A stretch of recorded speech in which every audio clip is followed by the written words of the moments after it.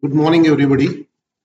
Actually, nowadays there are a lot of books written on the knee arthroscopy, and to give an account of this particular subject in 15 minutes is really a difficult thing. But I am trying to cover as much as possible in these 15 minutes. As we know that the knee is the largest and most complex joint in the human body, and it's formed by the tibia, femur, and the patellofemur component. The knee arthroscopy is a minimally invasive procedure and used as a diagnostic tool of the knee joint problem as well as in many surgical procedures. Arthroscopic surgical procedures can be done through this knee arthroscopy. The most commonly done surgeries in the knee arthroscopy are the anterior cruciate ligament reconstruction, then medial as well as lateral meniscectomies, subtotal meniscectomies, partial meniscectomies, or as well as nowadays they are doing the meniscal suturing also. Then PCL reconstruction can be done through these ACL avulsion fractures, PCL avulsion fractures. All these procedures nowadays can be performed through arthroscopic approach. The medial collateral ligament reconstruction as well as repair and lateral collateral ligament repair, these are extra-articular structures and the arthroscopy is not required for them. The ACL is taught during the extension of the knee joint. The PCL begins to form the posterior part of the intercondylar area of the tibia, runs downwards, forwards. The cruciate ligaments are very thick and strong, fibrous bands which maintain the anterior posterior stability of the knee joint. The menisci are two crescent-shaped cartilage structures located in the knee joint. They are called as medial meniscus and lateral meniscus, and they have function of shock absorption and stability and lubrication. The MCL runs along the inner aspect of the knee, medial aspect of the knee, connecting the femur to the tibia, and the lateral collateral ligament is from the femur to the fibula, head of the fibula. Coming to the indications of knee arthroscopy, the first thing is a diagnostic arthroscopy. So if the patient is having pain, nowadays the MRI and all these things have come which can give a clear understanding about the pathologies inside the knee joint. And so only diagnostic scopies are now not as frequent as it was previously done when the MRI was not available. Then the diagnostic scope is sometimes even in 80% of the time, 85% of the time, the MRI gives an excellent identification about the problems of the knee joint. But sometimes that being a static investigation and the arthroscopy as a dynamic investigations, the arthroscopy can get more accurate diagnosis than the MRI. And because it is because you can touch the structures, you can use the hook, you can make out the tears inside the structures directly, dynamically. So this is a more important investigation, diagnostic arthroscopy as compared to MRI, but it is invasive investigation. Then we do the anterior cruciate ligament tear. In such cases, we can do reconstructions of the anterior cruciate ligament. We can do reconstruction of the posterior cruciate ligament, lateral meniscus tear. Either you can, small tears are there in vascular area, you can excise them, and in the vascular area you can suture those particular menisci. Loose body removal is a very common thing which can give a lot of good results in the knee arthroscopy. So there is role of arthroscopy procedures in osteoarthrosis grade 1 and grade 2.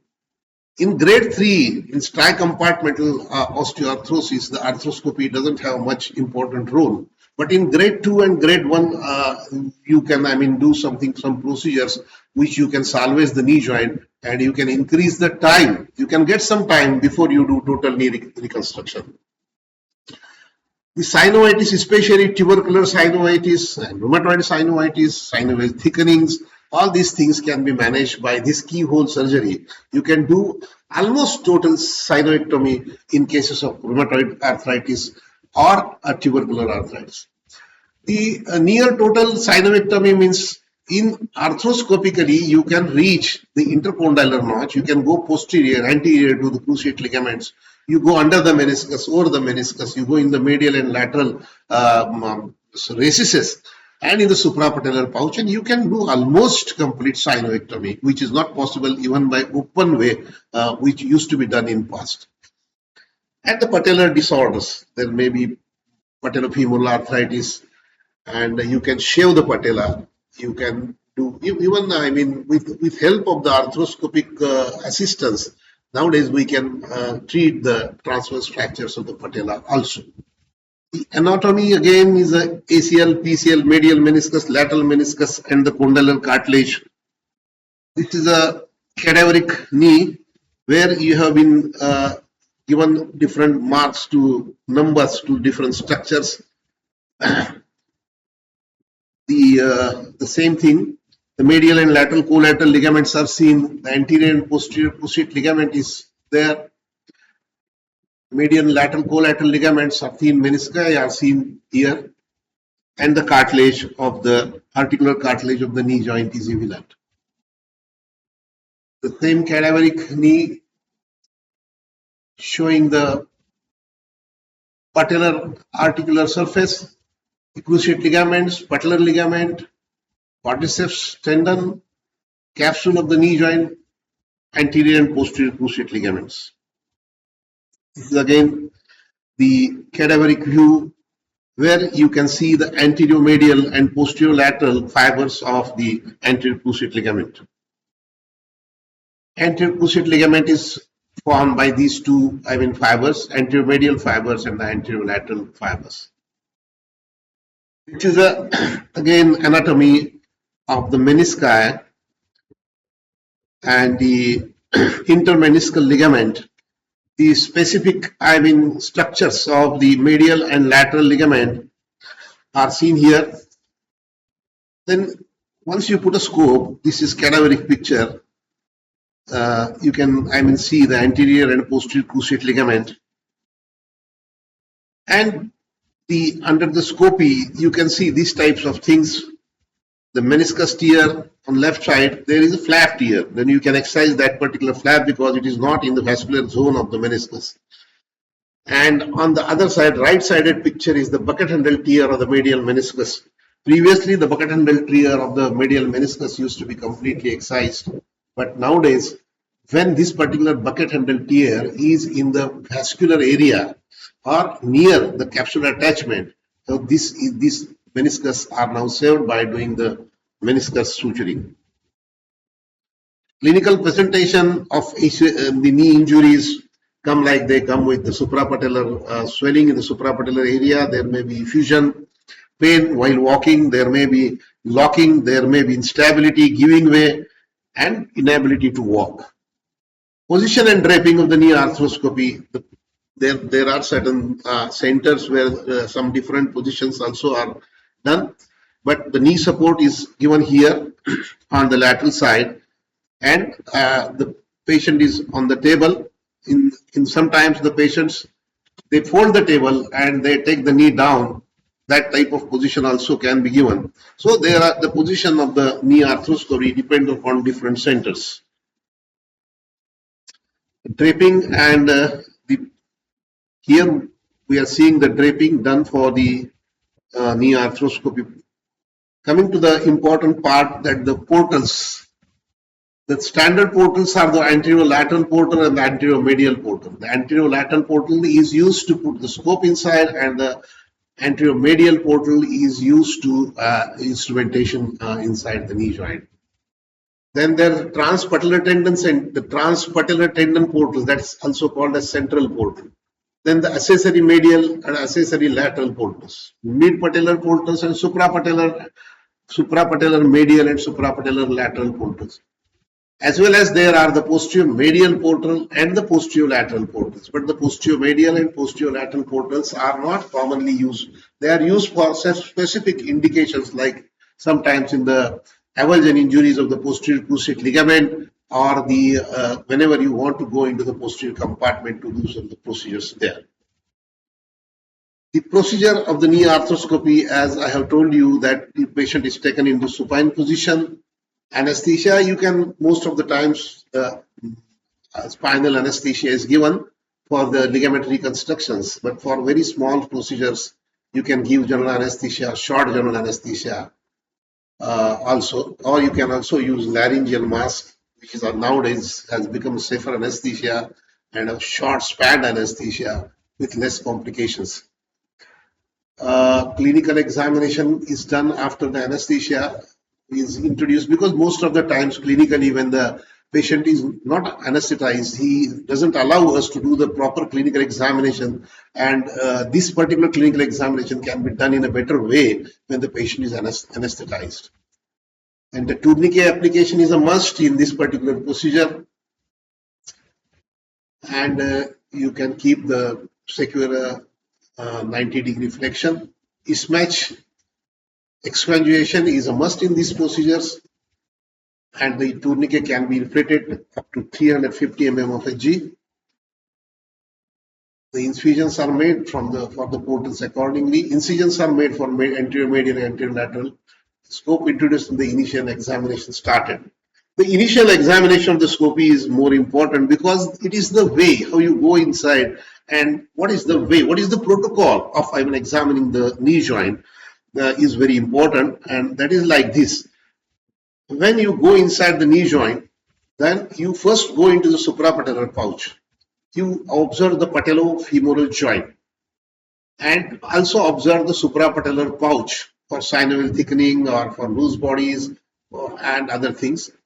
Then you go to the medial gutter, and then from medial gutter, means the medial condyle of the femur, you come down in the medial compartment. Then you will gradually start seeing the medial meniscus, and then you can go a little bit posteriorly, posterior horn of the posterior horn of the medial meniscus, and then you come into the intercondylar notch and observe the intercondylar notch. You can observe the anterior cruciate ligament. You hook the anterior cruciate ligament, and with help of the hook, you test the integrity of anterior cruciate ligament. You can test the integrity of the posterior cruciate ligament, and then you come in the lateral side. Then you take figure of 4 position, and then you can give little bit of pressure over the lower aspect of the medial aspect of the thigh, so that the lateral space exposed, and you can see gradually the lateral meniscus, the anterior, middle, and posterior horn of the lateral meniscus. Then you can go to the lateral. In medial compartment, we are observing you at the end. You can even go to the medial, and after that, after seeing the lateral compartment, you can see also the popliteal tendon, and after seeing the popliteal tendon, its integrity, you can come little bit deep, and you can go more laterally again, and you can go into the lateral recess. Again, you can go into the medial recess, because the lateral recess and medial recess both are supposed to be examined properly, because most of the times the loose bodies are locked inside these compartments, recesses, and that's why the examination of the recesses is also equally important. That's why the lateral gutter and the posterolateral compartment are also important to visualize for these loose bodies. I have already given an idea that there is role of the arthroscopy in grade 1 and grade 2 osteoarthrosis, especially wherever there is cartilage defect, small cartilage defects, so you can shave them off, and you can do the multiple drilling in them, which is also called as microfractures technique.